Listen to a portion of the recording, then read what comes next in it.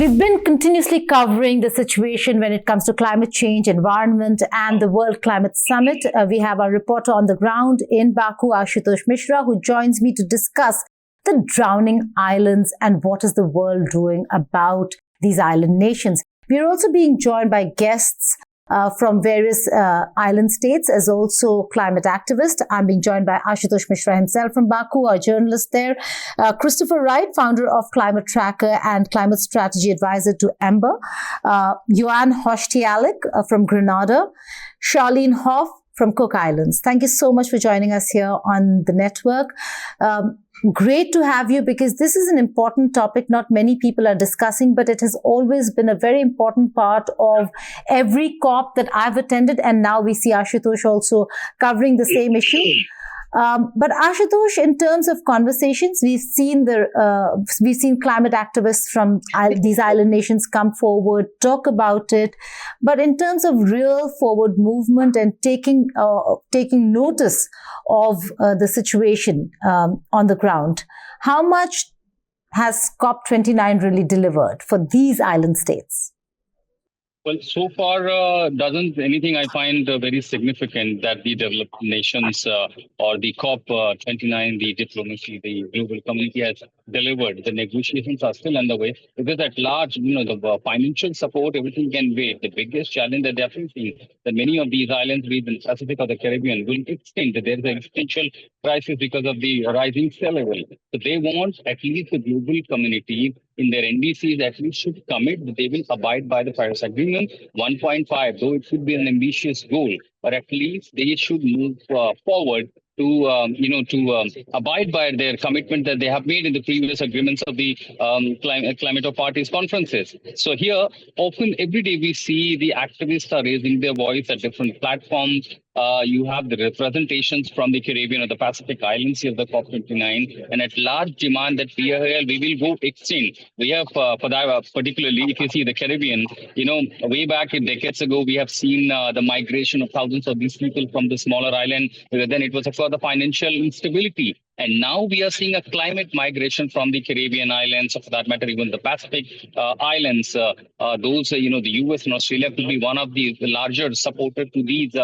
To this migration, they're offering a helping hand. But that requires really some, a substantial, step taken by these countries and particularly the global community at large. So unless they come together forward, take a pledge, abide by their pledge, and deliver it on time, the threat will continue. In fact, if I go by the data that I was going through, the UNDP says that from 1970 to 2020, the SIDs, these small island developing nation, lost nearly 153 billion due to weather extremes. SIDs, and that's the average GDP related to the average GDP for SIDs, which is 13.7 billion. So these impacts are increasingly driving displacement. There's the challenges of the livelihood. So of course, when all they know that where they are living today, they don't know whether that will exist tomorrow. So this is the kind of challenges these smaller islands are facing, particularly in the Caribbean and the Pacific. A few very important things that you've mentioned, Johan, if I could come to you, there are aspects of not just what the demands of these island states are. We've seen protests and marches in every venue of COP, but not really any forward movement.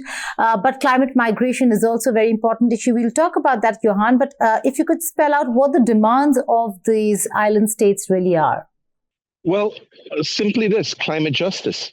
In other words, we did very little to next to nothing to cause this to happen, but yet we in the Caribbean and in the Pacific countries are feeling the brunt of it. I mean, just Grenada, we've had massive droughts 11 months ago. We had a Category 4 hurricane decimate 2 of our tri-island states 6 months ago. And this was considered to be an unnatural event because it broke many records. And just in the last week, we had flooding. And just 2 days ago, we had more massive torrential rains and flooding throughout our islands. And the question we ask is this: how are small islands like ourselves, who have limited budgets, small GDPs, supposed to be constantly having to shell out money which we don't have and have to borrow from at exorbitant costs, to have to sort of rebuild and continue existence? It's not fair. At least then help us at the very, very least with sort of either grant funding or some sort of debt swaps to help us so that we can mitigate or become more resilient or adapt to this changing world. Well, a very important point, climate justice. But in terms of the real demands that we're talking about, Charlene, if you could weigh in on specific demands as to what the developed world should be doing in order to ensure that these island states are saved. Or is there any possibility of saving them? Well, I think my colleague from Grenada just said it all, like climate justice. They need to be giving us the funds. We didn't do it, but we are at the front lines of climate change. We are the ones who are impacted. Our lives are changing. Even they're either changing or they're drowning, and that is not on us. These are on these big emitters, developed countries, and again, climate justice. This is what we demand, and this is why we're here at these COPs, to ensure that our voices are being raised, that they're hearing it. Today, we've just received text. We're expected to finish tomorrow. Right now, the presidency, along with other parties, are in the biggest plenary right now discussing, and there's absolutely no outcome. We've just received text on NTQG, on the mitigation work program, on the GST, and they're still discussing. So far, right now, we don't know where this COP is going. So I could probably say it's going to be an unsuccessful COP for Baku. And it's just a missed opportunity where it could have been such a great COP, but it's just so many delays. Right. Christopher, if I could bring you in, like Charlene just said, it's a missed opportunity, COP29. Too many delays over here.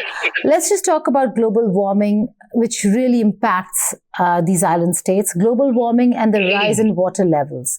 The reason why we're seeing the decrease in landmass of many of these island states, and there's not much that they've been able to do about it, because like they said, the funds are scarce, and most countries, particularly the developed world, has not done its bit and has not delivered on the issue of climate justice, Christopher.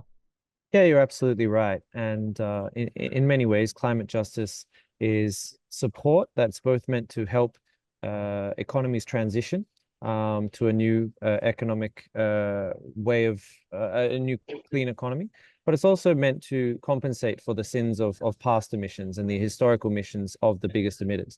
And so in that way, it's kind of a key part of the Paris Agreement and a key part of the bargain in which the world can transition to a green economy. And it's absolutely critical for both helping countries around the world deal with the impacts of climate change, but also supporting clean energy transitions around the world, both in small island states, but also in the world's biggest economies.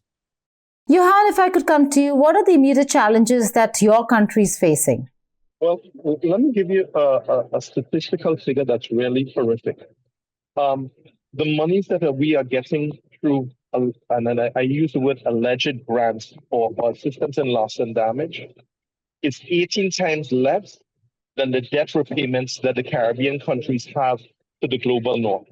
And this sort of unfair disadvantage that we are being faced with our small economies to be already burdened with debt because of previous disasters that have come our way, and no type of debt relief or loss or damage that they're trying to assist us with. And in the last COP, they claim to have put a lot of monies into it. And it was even proven by journalists that for the $78 billion that they claimed to have put in there, which were grants, were not really grants. A lot of them were loans with much higher interest rates that have been put to us than what they're claiming to do or given to the global north. So they tie our hands on both ends. First of all, the debt relief that we have. Second of all, if we want to get any type of monies, the hurdles that we have to go through to try and get any type of grant funding or even any type of loans to put in makes it very, very hard for all of us small islands to do anything. And economies of scale for us, it is extremely difficult to be already competitive in this global field. And now with these extra disasters, industrial corporations or global investors who want to come in here, they see the chances of hurricanes or cyclones, as we may say, as a great stumbling block, stopping them from wanting to invest into us. So we have to look at these sort of things holistically to help us to even survive. Otherwise, most people will continue as climate migrants, wanting to leave the country for a better life. Well, that brings me to the climate migration question. Charlene, how much of a concern has migration really been for governments, where you see not just depleting landmass, but also depleting population? Many of them leaving because of lack of opportunities, because the landmass is shrinking, and because they do see a threat to their own future. How much of a concern and a challenge has climate migration been? I mean, yes, it's moving because, what else can you do back home? Like, because of these, obviously it is quite frustrating as well, in a sense as well, because we're out here, we're trying to, I guess, build our home and make it's our identity. But then when we're impacted by this countless times, currently it's our cyclone season. And so if we're continuously getting damaged by all these climate changes and all the weather patterns, we don't have money sufficiently enough to sustain ourselves. This is what, and this is, I guess, why families have been moving to bigger countries, because what else are they going to do? Like, there's nothing at home for them. Right. Christopher, we see a lot of countries really come out and say, well, we welcome people from countries that have that are living those countries that have existential crisis, so to say. And it seems all nice to say those words and allow those people in. But if you look at the larger picture, they shouldn't have been dealt with.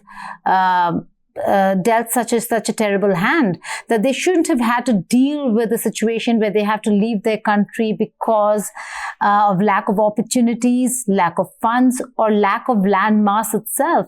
And that certainly is a pity, because it is on us. It is on us, meaning the developed world, or those who used up resources much more than these small island states. Absolutely. And, there are kind of plenty of opportunities to try to avoid or reduce that potential migration right now. Developed countries have plenty of opportunities to invest significantly in solar, in wind, to decrease the extraction of resources like gas and coal, and to kind of make sure that they are doing everything that they can to transition their economies to 100% or as close to they can renewable energy.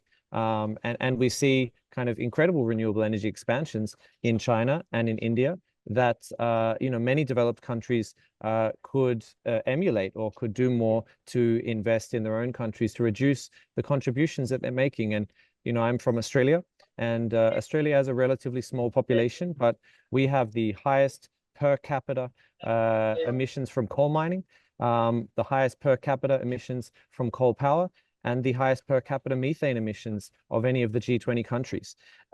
So Australia is a particular country that wants to potentially host this conference in 2 years' time, and could do far more to reduce its contributions to what could be a critical migration challenge, particularly for Pacific Islands, where Australia is the potentially largest alternative home that could be sought. But let's be honest, no one wants to be forced into a migration situation, no matter where they go. And this is an opportunity where we can not only do what we can to support the financial needs of those countries, but certainly do far more to make sure that the climate impacts that are happening around the world, that are inducing and kind of forcing these migration situations, to be far, far less. We might not be able to stop climate change entirely, but we can certainly stop the bleeding right now. Very important point that you make. Ashutosh, if I could come to you. what is it? And in terms of numbers and statistics, I'm not asking you for the exact numbers and statistics, but just that in terms of the conversations that are taking place or that have taken place on the sidelines of COP, because this certainly was not the main agenda. It has been climate finance. And let's see how much of that focus of climate finance will be for the island states. But in terms of not just the drowning states, but almost dying states. And I'm saying this because we're talking about it today. Many years ago, the Maldives, and it's not just the Pacific Islands, the Maldives actually held a parliament under sea to say that in the near future, this is how their present could look like. And that's the situation that these island states are dealing with. In such a scenario, what's the conversation or the records or data on how much of an existential threat global warming really is to these island states? I mean, do people realize? Is there some awareness? Is there some messaging out there? Because we don't see it. One message, in fact, I was speaking to the environment minister of one of the Caribbean nation, clearly said, we will go extinct if the immediate measures are not taken, if we are not heard. Because over the years, in every COP, in every such environment summits, these kind of congregations, there are assurances given. These NDCs are every year, every COP being announced. This time around, it is about the negotiation. But as me and Christopher were discussing this afternoon, that is all about the negotiation. But eventually, where is that negotiation happening? Concrete, substantially, there is no number. Still, it is log who will pay, how much it will pay, and who all will be benefited when it comes to the NCQGs or the meeting the NDCs. So it's everything remain under the carpet. And you heard Charlene saying that we don't know where this COP is actually heading to. There is no clarity. So as far as negotiations are concerned, as far as delivering their commitments are concerned. But the only point is that these island nations, where you have a people living around, they are facing several natural calamities, natural disaster that leading to climate migrant. Now you have the hundreds of the people leaving. Tomorrow you'll have thousands of the people leaving, and ultimately, if this situation doesn't come under control and the threat continue to loom, you'll have people probably all inundated or submerged these islands, where you'll have no one to live in these beautiful islands. Of course, they thrive on the economy, on the tourism, on the the fishery business, and everything. There is a literally existential crisis. Here they are raising voice. They want financial help. They want financial aid, help on economy, but moreover the climate. That's exactly what why being used is a climate justice. If you want to prevent climate migration, come ensure climate justice for the smaller island nations, Geeta. Well, that's absolutely right. I don't know how many networks in India or across the world are actually covering the COP29 Baku climate summit, but we over here are continuously tracking what's happening on the ground. Ashutosh Mishra has been sending in some very important stories and dispatches. Watch India Today Global for all the latest on what's happening in Baku at the World Climate Summit. Meanwhile, Ashutosh Mishra, Charlene, Johan and Christopher, thank you so much for joining us here on our network.